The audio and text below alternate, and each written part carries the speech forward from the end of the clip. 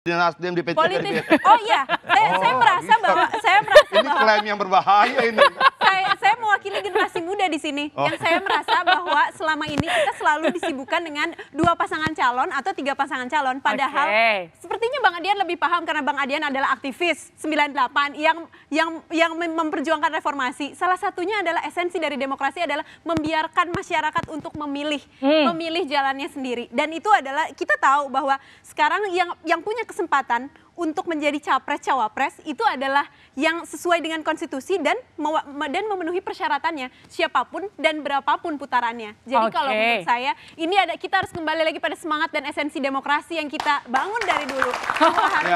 Bahwa harusnya kalau 2 putaran, 3 putaran itu adalah biarkan rakyat yang memilih. Saya tuh nyampaikan gini loh Mbak, saya tuh nyampaikan data survei. Dijawab sama harapan. Harapan yang berbasis pada keberuntungan. Kalau kemudian ada salah ucap, kalau kemudian ada begini dari calon yang lain. Nggak begitu dong diskusi kita. Tapi tentu saja, data survei juga menunjukkan bahwa tidak semua orang itu adalah suka dengan kepemerintahan Jokowi. Oktober 2022 itu data surveinya Anies 28,4%. Bulan ini, bulan juga nggak tahu nih survei yang mana yang abang sebutkan dari tadi ini. Kalau kita nggak tahu. Kalau begitu jawab dengan survei lain ya. Gitu ini abang dari mana nih? Survei yang dari mana indikator sehingga politik jelas? salah satunya. Bulan kemarin tinggal 18,9. Dia turun 9, sekian persen. Dan itu bukan salah siapa-siapa gitu loh. Dan ini nggak ada hubungan dengan Adian aktivis reformis atau bukan, nggak ada hubungannya. Ya tapi kan kita yakin masih ada margin of error dan masih ada waktu ke depan untuk jawablah dengan data lagi. Gini loh Mbak, kita tuh mau diskusi yang sehat. Sebentar, saya sampaikan kenapa saya ngomong begini, ini loh basic datanya. Kalian bantah dengan basic data yang lain. Datanya adalah saat ini tidak semua juga menyukai pemerintahan Presiden Jokowi. Approval rate Presiden Jokowi juga turun. Itulah sebabnya makanya kita melihat ada harapan untuk perubahan dan perbaikan. Dan saat ini capres yang perubahan dan perbaikan adalah Pak Anies. Saat ini yang lainnya adalah all president's man. Ganjar dan Pak Prabowo adalah kelanjutan. Data kepuasan rakyat pada Jokowi 82%. Masih ada 14% Bang, dan kita masih yakin untuk melakukan perubahan dan perbaikan.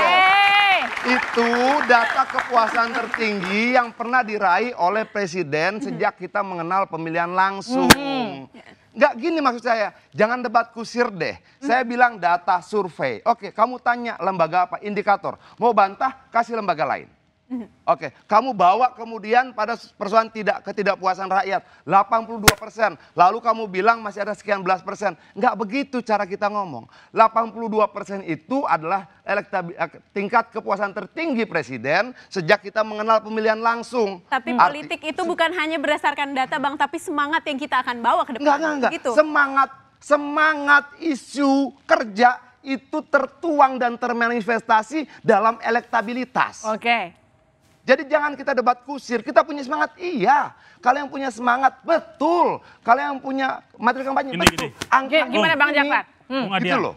Kita membahas tingkat kepuasan terhadap Jokowi atau terhadap bagaimana capres-capres ini bisa maju.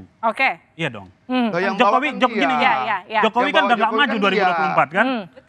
Kita mau bahas tingkat kepuasan terhadap Jokowi, yang di dalamnya juga ada Nasdem gitu. Makanya ini kita mau bahas tentang capres-capresnya atau tentang kepuasan terhadap Jokowi. Kalau capres-capresnya gini, saya mau nanggapin. Dia yang bawa. Ini adalah bagian bahwa saya mau melihat masih ada kesempatan untuk perubahan dan perbaikan. Gini, saya mau melihat umpamanya tadi Bung Adian di awal videonya mengatakan bahwa capres ini akan hanya 2 pasang. Lalu ada itu juga Mas Romi juga itu dari P3 mengatakan 2 biar mudah dan murah. Bagi saya, mungkin juga bagi Bung Adian, demokrasi ini kan bukan hanya soal mudah dan murah. Soal berapa banyak gagasan yang bisa ditawarkan. Pertama. Yang kedua, kita belajar dari 2014, 2019 bagaimana keterbelahan.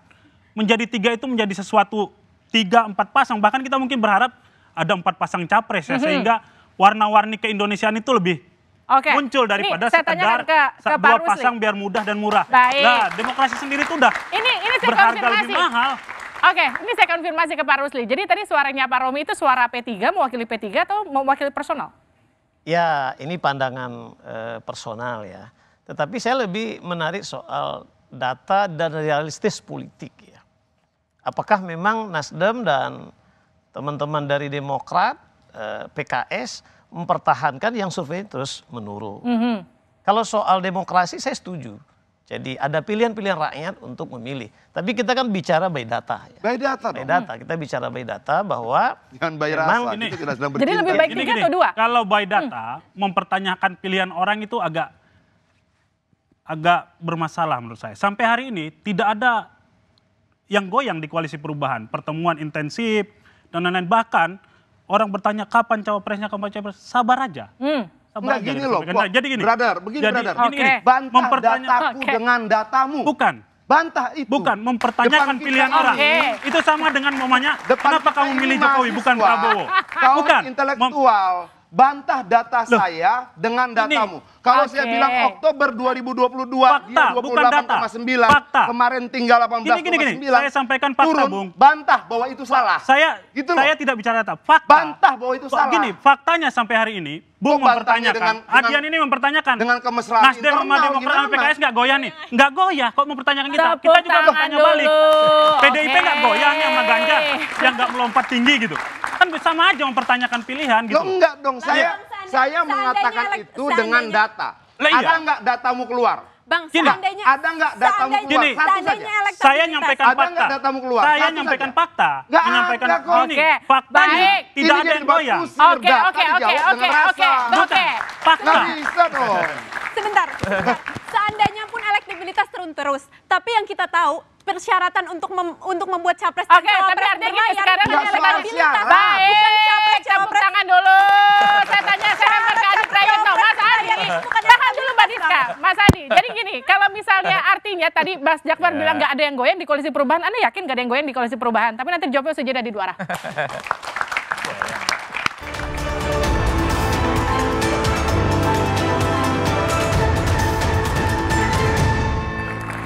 Anda kembali bersama kami di Dua Arah, Saudara. Benarkah Pilpres 2024 hanya akan diisi 2 capres? Saya tanyakan tadi ke Adi Prayitno. Jadi Mas Adi, kalau tadi Jakfar bilang nggak ada yang goyang di koalisi perubahan, Anda yakin nggak dengan pernyataan itu? Ya kalau bicara goyang pasti goyang ya. Ya buktinya sampai saat ini bagaimana Demokrat soal posisi cawapres kan tidak menentu.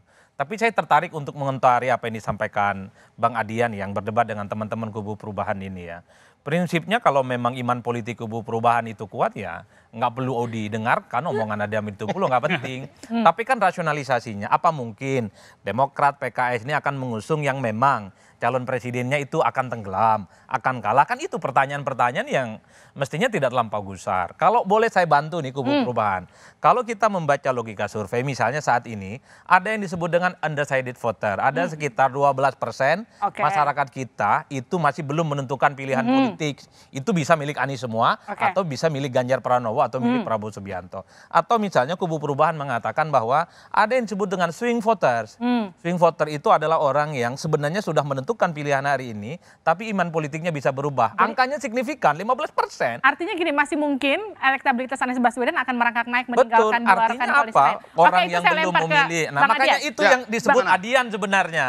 Yang Ya, gimana, ingin gimana? disampaikan secara terbuka. Artinya apa? Ini kan Bang Adian ingin mengatakan ada data survei. Kok rasa-rasanya perubahan ini akan nyungsep, akan tenggelam? Ya karena calonnya turun dengan sendirinya. Ya. Dan tidak perlu menyalahkan orang lain. Oke, tapi Kan, kalau menurut kalau Bang Adi perlu tadi dibantu masih kan ada begitu swing voter argumennya. sekitar 15% yang masih mungkin untuk mendongkrak elektabilitas Nah. Anies Baswedan. Gimana? Itu yang harusnya jawaban mereka.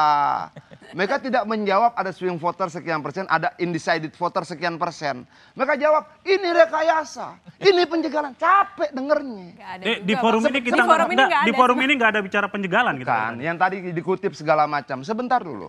Nah, jawabnya nanti kan masih berkembang. Iya, bagaimana supaya berkembang? Depan kita nih mahasiswa loh. Mereka pakai pikiran mereka. Tadinya mungkin mereka mendukung, dijawab seperti itu. Bisa pergi. Saya jawab dengan angka survei sekian. Surveinya lembaga apa? Lembaga ini. Walaupun tidak etis saya sebutkan lembaganya ya. Gitu. Tapi karena dipaksa saya sebutkan lembaga ini. Saya pikir mau dijawab dan survei lembaga lain. Nggak ada. Loh ini jadi debat kusir. Oke, masuk ke Jokowi. Saya bilang tingkat kepuasan 82%. Masuk lagi, nggak bisa. Oke. Nah maksud saya gini, itu betul. masih ada undecided voters, dan masih swing ada voter. sebentar, masih ada swing voters, oke? Sanggup tidak mereka kelola ini? Hmm. Jangan-jangan saya bilang gagal. Kenapa? Trennya turun. Undecided voters dan swing voters sudah ada sejak Oktober 2022. Oke. Tidak bisa mereka ambil. Bahkan yang ada dalam dirinya yang sudah melekat 28,4% itu hilang rontok tiap bulan. Evaluasilah. Evaluasi introspeksi diri lebih baik daripada mencari kambing hitam. Oke, Mas Jakfar, bagaimana mengelola undecided voter dan juga swing voter untuk meyakinkan memilih Anies Baswedan? Kalau saya, Mbak Livi, terkait dengan gini, melihatnya pemilu itu bukan besok pagi, Oke, ya. Pemilu itu bukan juga 2 hari lagi. tapi meyakinkan orang nggak cukup sehari. Ya, makanya kemudian belum ada capres yang bisa mengklaim bahwa dia akan menang di 2024. Belum ada. Kalau ada yang klaim terlalu hebat ya. Kenapa? Prosesnya masih sekitar 7 bulan dan lain-lain. Artinya ada proses di sana, proses bagaimana kita berkampanye, bagaimana gagasan, bagaimana momentum politik diciptakan. Kita ingat juga 2014 selisihnya Pak Jokowi dengan Pak Prabowo itu jauh sekali pada pemilu jadi tipis. Maaf, Mbak, gitu. ini debat semantik ya. Ini Oke. debat Iya, iya. semantik. Ini Nah. debat semantik. Tadi kita debat kusir, sekarang kita masuk debat semantik. Oke, kamu yakin tidak Anies menang? Yakin lah, Ya, maka itu- kita masih itu dipilih. klaim. Bu- Kau saja yang mengklaim. Bukan. Ya, saya juga Gini loh, pertanyaanmu yakin nggak? Saya yakin. Ya Maka sudah. kemudian partai saya mendukung Anies. Oke. Nah, maka kemudian Jangan dibilang Gini, klaim gini. kalau ada yang yakin. Ya, makanya. Artinya istilahmu yakin dan klaim itu debat semantik. tidak Kita ada. mau masuk pada saya tidak perdebatan klaim. debat semantik. Kan pertanyaanmu yang saya jawab. Saya mau bilang pemilu tidak besok pagi. Pemilu tidak 3 hari lagi. Ya. Ada proses kampanye. Ada proses di sana nanti. Adu dan semua, adu gagasan, cara berstrategi bagaimana membuat rakyat yakin. Itulah yang akan menentukan. Yang dihitung, lembaga survei ini kan melakukan evaluasi terhadap kita. Oke. Melakukan pengkajian, melakukan ukuran-ukuran capaian-capaian. Maka kemudian, di kemudian hari, sekali lagi saya nyatakan, pertanyaannya jika Pilpres dilaksanakan hari ini, bukan 6 bulan lagi, hari ini, maka kemudian jika dilakukan hari ini, sekian milih si A, sekian milih si B. Ada juga yang menyatakan Anies Baswedan 24%, 22%. Artinya jaraknya masih dalam rentang bisa kejar gitu loh. Kalau dalam survei, Jadi Anda tidak yakin ada yang dominan, masih akan pamannya berbeda? tiba-tiba 60%. Ah, itu baru mungkin kita goyang imannya, berubah pikirannya dan lain-lain. Tidak ada. Ini masih di bawah 40 semua, di bawah 35 malah. Oke, Pak Rusli, Pilpresnya masih jauh, jadi masih ada mungkin suara yang terbalik nanti. Begini ya, ini kan kita bicara fakta politik ya. Iya, fakta. Yang disurvei juga anak-anak muda, aktivis, mahasiswa. Terus isu yang dimainkan terus perubahan-perubahan. Tapi juga artinya menurun ya. Ini kan kita bicara realita, fakta, data begitu ya. Karena itu bahwa isu perubahan yang dijual dengan segala macam ternyata juga kepuasan publik terhadap kepemimpinan sekarang yang kalau kita sebut keberlanjutan ke depan itu artinya tertarik masyarakat fakta-fakta yang dikerjakan pemimpin hari ini. Nah karena itu memang anak-anak muda juga kalau memang gagasan, ide yang dijual oleh koalisi perubahan tentu surveinya semakin menarik. Jadi menurut Pak Rusli, Semakin naik, ide gitu. untuk perubahan itu nggak menarik bagi pemilih. Ya sepertinya faktanya berkata begitu. Mbak Diska tanggapi? Kalau menurut saya ini bukan masalah data, itu bukan cuma survei saja. Data yang ada, pertama saya akan ingin menyebutkan kalau misalnya tadi pertanyaannya adalah apakah itu akan mengurungkan niat dan dukungan kita untuk mendukung Pak Anies. Kita lihat bahwa datanya sekarang bukan elektabilitas itu bukan syarat untuk untuk saya membuat begini, Mbak. capres Maksud saya cawapres. begini. Bukan syarat Partai bukan syarat politik membuat kalau capres mau cawapres mendukung, untuk bisa mau perubahan, untuk bisa mau jadi berlayar. kita menang. Untuk Tentu gitu loh. Baik. Logikanya kalau perubahan untuk yang bisa ingin berlayar, kita untuk bisa berlayar yang penting adalah ada dukungan Oke. dari partai politik. Saat ini dukungannya ada. Saat ini ada 20% lebih dari 20% Oke, tapi tadi dari yang partai dimaksud Pak Rusli politik adalah untuk Saya walaupun bukan- ada dukungannya, belum tentu nanti dukungannya akan continue sampai akhir begitu kira-kira. Iya. ini Lalu dukungan ini tidak selalu dikaitkan dengan data dan elektabilitas. Dan elektabilitas itu kita tahu ada margin of error. Oke. Di elektabilitas ada margin of error. Kita masih ada waktu 6 bulan ke depan dan kita tahu bahwa ini kita masih optimis untuk bisa maju ke depan. Oke. Sekarang gini, saya pertanyaannya ke Pak Rusli. Pak Rusli, kalaupun memang hanya akan ada 2 paslon, Anda nggak khawatir polarisasi 2019 akan kembali terjadi? insya Allah tidak. Ya. Belajar dari demokrasi yang berlangsung selama ini, rakyat semakin cerdas, ya kemudian juga anak-anak muda yang sekarang bonus demografi pada 58%, Ya saya pikir pelajaran masa lalu itu cukup ya.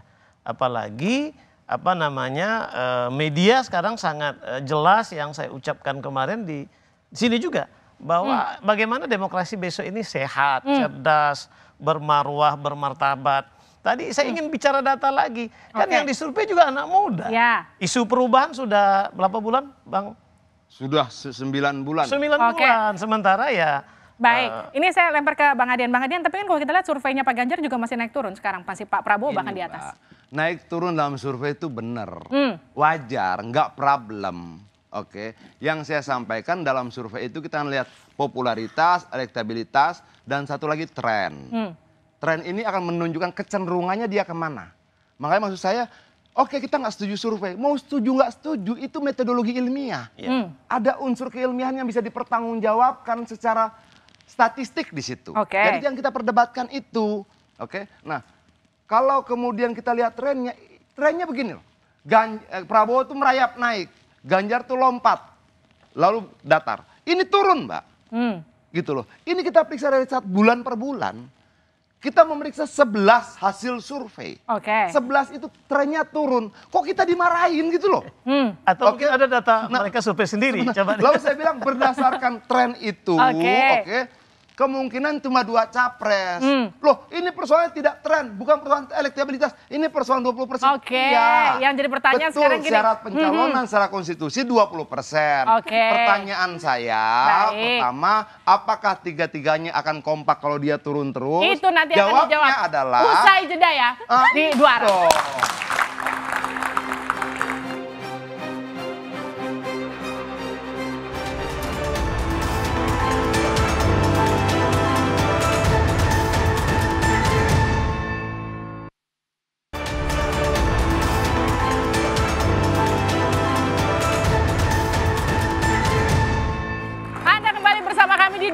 Betulkah Pilpres 2024 hanya akan 2 capres? Tadi pertanyaan dari Bang Adian untuk Bang Jakfar. Jadi kalau memang nanti trennya akan terus turun, apakah memang Nasdem akan tetap setia di Koalisi Perubahan? Kalau pertanyaannya apakah akan terus turun, saya malah mau balik. Anies itu juga pernah paling tinggi surveinya ketika Nasdem selesai mendeklarasikan. Kebalik lah logikanya. Pernah. Ya kalau tinggi emang mau dukung. Pernah, gini, saya mau sampaikan pernah paling tinggi. Dan kemudian melandai turun dianggap gitu. Sampai hari ini, apa yang terjadi dalam proses ini, Nasdem, Demokrat, dan PKS semakin kompak dalam proses bagaimana membangun. Sekali lagi, pemilu bukan terjadi besok ya. Kita sedang membangun bagaimana capres kita bisa menang di pemilu 2024. Tentu semua, seperti kata Bang Rusli tadi, semua ingin menang. Kita juga sama, ingin menang. Sekali lagi, survei ini adalah evaluasi musiman atau gradual gitu ya, yang terjadi per bulan, per 3 bulan, per 4 bulan, dan lain-lain. Tentu itu menjadi catatan kita. Saya tidak membantah bahwa itu tidak benar, tidak. Data, sekali lagi, survei itu data ilmiah yang menjadi patokan untuk melakukan gerakan. Tapi gini, tetapkan di sana, Bang. Survei tidak bisa dimarahin. Oh gitu. Kalau itu jangan marah sama siapa-siapa, marah diri sendiri. Yang menjadi masalah kemudian, kalau setiap yang di luar koalisi ini mengatakan bahwa, oh 2 pasang saja, karena ini nggak naik, oh 2 pasang saja. Itu benar-benar pembangunan persepsi dan opini tentu saja. Kalau hanya sebatas itu, kalau kemudian mari kita bertanding, mari kita lihat nanti bagaimana prosesnya, kan Pilpres itu dimenangkan oleh keputusan KPU. Ya kan?